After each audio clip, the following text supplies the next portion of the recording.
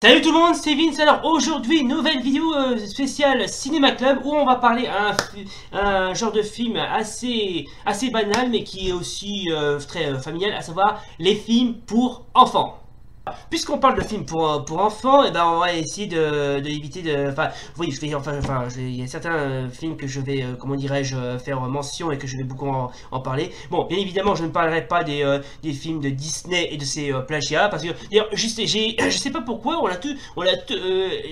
certains studios et certaines maisons de production ont souvent, comment dirais-je, plagié Disney. Je sais pas pourquoi, mais bon, pas importe. Bon, bien évidemment, j'en pourrais bien évidemment parler de certains films de Disney, mais bon, vous savez, comme je suis pas un grand fan de Disney, et si vous voulez voir certaines vidéos qui parlent des films de Disney, bah allez-y, n'hésitez pas. Bon, bien évidemment, quand on parle de films pour enfants, c'est évidemment pour les bambins, les petits, les moyens, les moyens grands. Et justement, on va en parler de certains films qui sont à la fois bien, pas bien, et extrêmement, mais à chier, hein. Et vous allez savoir pourquoi. Alors, on va commencer tout de suite par un film consacré qui est, comment dirais-je, un petit film animé qui est tiré d'une série que vous connaissez tous. Il s'agit de Cité d'Or. Attention, je dis bien de la série, non, parce qu'il n'y a pas eu de film adapté de la série qu'on connaissait à l'époque. Non, je vais plutôt parler d'un autre film qui est un petit peu éloigné par rapport à, comment dirais-je, la série. Mais bon, je vais quand même vous présenter quelques extraits. Ce n'est pas l'or que vous cherchez. Allez, ça suffit. Nous vaincrons la mort.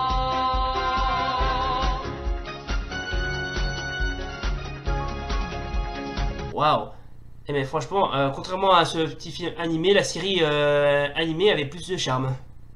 Alors, pour ceux qui ne le savent pas, Les Mystérieuses Cités d'Or, elle en fait n'est pas tirée, comment dirais-je, de l'animation de Bernard Derriès qui a aussi développé cette série. Il est tiré d'un roman de Scott Odell qui se nomme La Route de l'Or, titre original The King's Thieves. Alors, qui était inspiré de la série Les Mystérieuses Cités d'Or, il adopte le point de vue d'un adolescent espagnol qui observe en participant à la colonisation espagnole de l'Amérique l'impact des Européens à la recherche de l'or et sur la vie des populations du nouveau continent.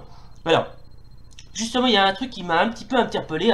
Alors, l'intrigue est double. On suit d'une part le procès du jeune cartographe Esteban de Sandoval, accusé du meurtre du capitaine Mendoza, et d'autre part les événements qui ont précédé le procès, le voyage d'Esteban et les conquistadors à la recherche des cités d'or de Cibola. Le lecteur est tenu en haleine par l'intrigue policière. Esteban a-t-il tué Mendoza? Serait-il acquitté? Et par l'intrigue liée au trésor en or dont le jeune homme connaîtrait l'emplacement.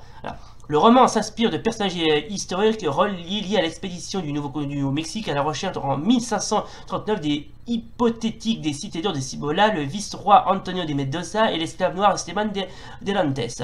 L'histoire proposée est fictive mais située dans un cadre crédible et documenté sans aucun élément merveilleux ou de science-fiction. Ok, bon, vous l'aurez compris, c'est tiré d'un roman. Alors, à l'instar, justement, que vous verrez, d'ailleurs, si vous voulez voir ce petit film animé, je mettrai le lien en bas de la description, ainsi que d'autres. Et ben, dans ce film, le Tao, un des trois personnages de, comment dirais-je, de la série Les Mystérieuses Cités d'Or, est totalement inventé. Il n'apparaît pas dans le roman et il n'apparaît pas non plus dans le film animé. Hein. Non, il a le Tao, il est totalement inventé pour les besoins de la série, bien évidemment. Hein.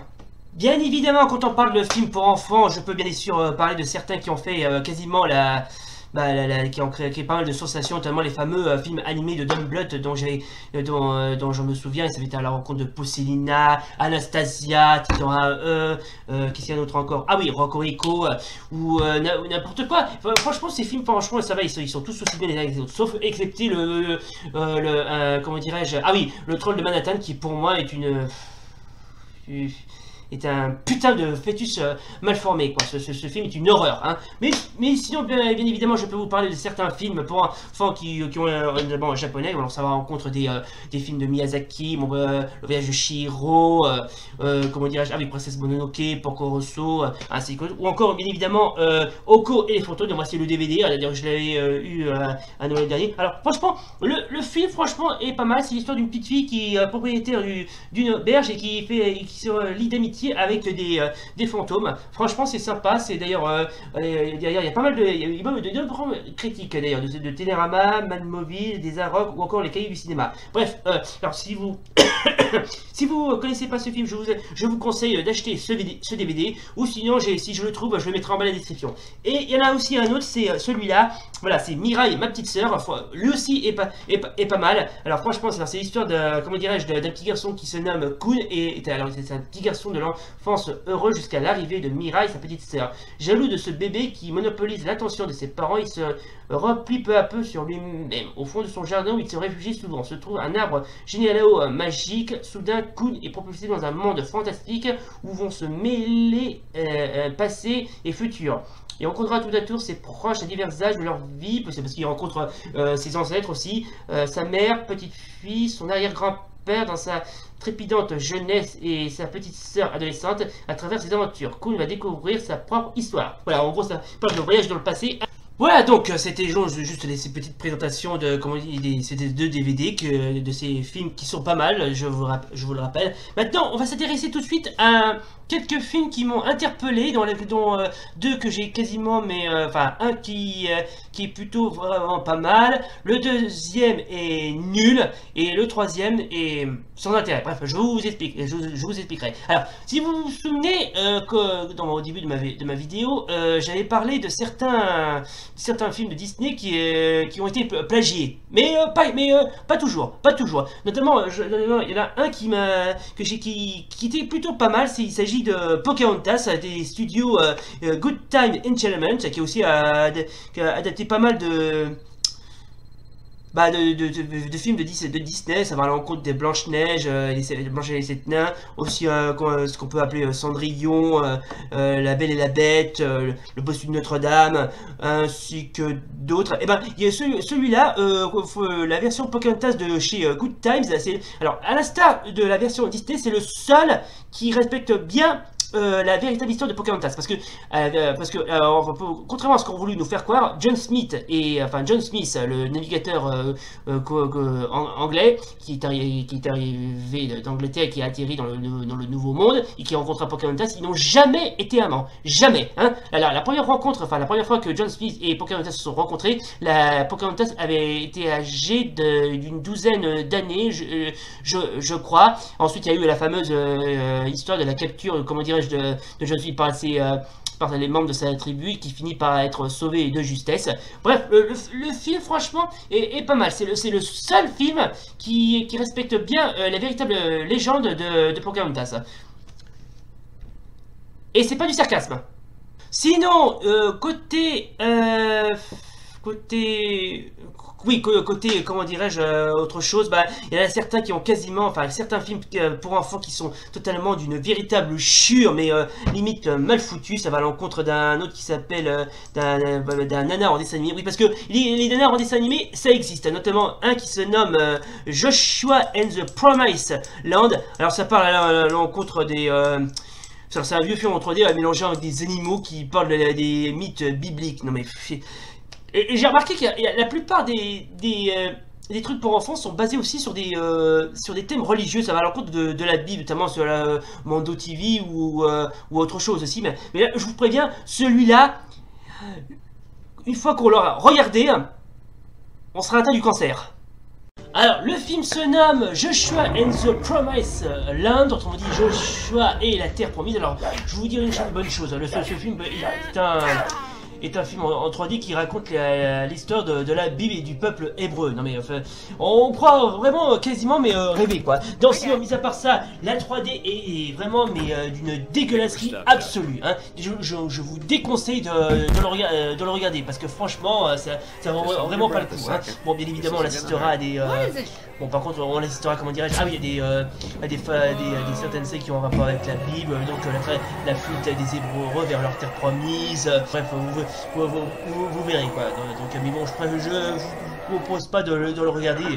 Autant comment dirais-je, bouffer du verre pilé à la place. Hein. Putain, ce film mérite de finir enfoui dans le deep web. Non, parce que franchement, ça va pas, c'est sale, c'est sale, c'est comme baiser sa sœur, ça se fait pas. C'est nul, la 3D est dégueulasse, les personnages sont dégueulasses, l'histoire est totalement, mais je veux pas les critiquer parce que j'ai pas envie d'avoir des problèmes avec les religieux. Non, ce film-là est raté. Et même si c'est, comment dirais-je, un film animé en 3D, ben, il est raté. Voilà. C'est comme pour l'autre plagiat que j'avais sur Ratatouille. Oui, parce que il existe un plagiat de Ratatouille qui a été réalisé par un studio brésilien. Lui aussi, il est d'une médiocrité absolue. Je vous déconseille de ne pas le regarder. Hein. Mais sinon, il y en a aussi un autre qui est inspiré d'une série qui a été japonaise qui a été diffusée en France, à savoir Biniki, le gentil dragon rose.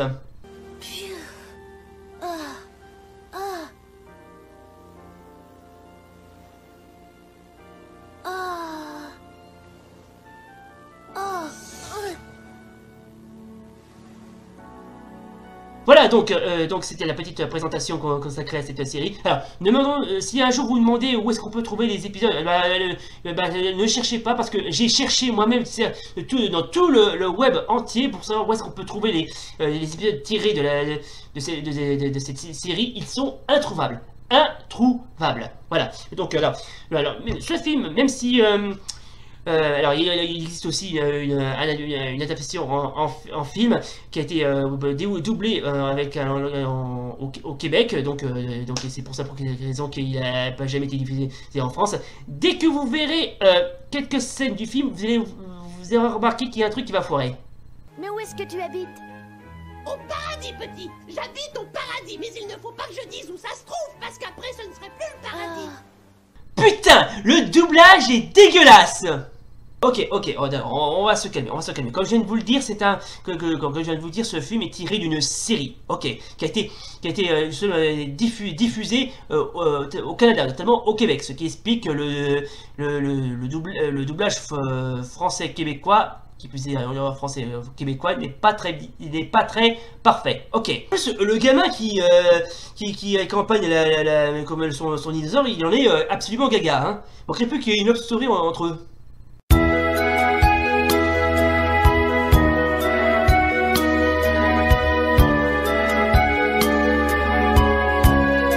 Voilà, donc je propose qu'on s'arrête là. Bon, de toute façon, n'attendez rien de ce film parce que non seulement il est bon, d'accord, il est pas bon, il a l'air d'être sympa, mais il est un petit peu cucu sur les bords. Hein. Franchement, c'est je vais pas trop être méchant et encore moins être enfin, je vais rien dire de méchant parce que ça vaut pas le coup. Voilà, ça vaut pas le coup. Voilà.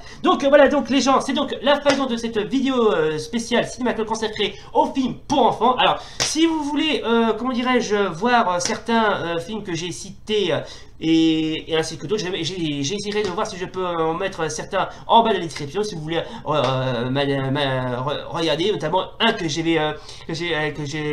voulais citer, c'est le fameux Rudolph, le petit renne de Noël. D'ailleurs, ma petite nièce chérie que je salue au passage adore ce film. D'ailleurs, j'en profiterai pour le regarder. Alors, l'histoire franchement est sympa. Ça raconte l'histoire de Rudolph, le petit renne au nez rouge. Oui, parce qu'il est né avec un nez rouge.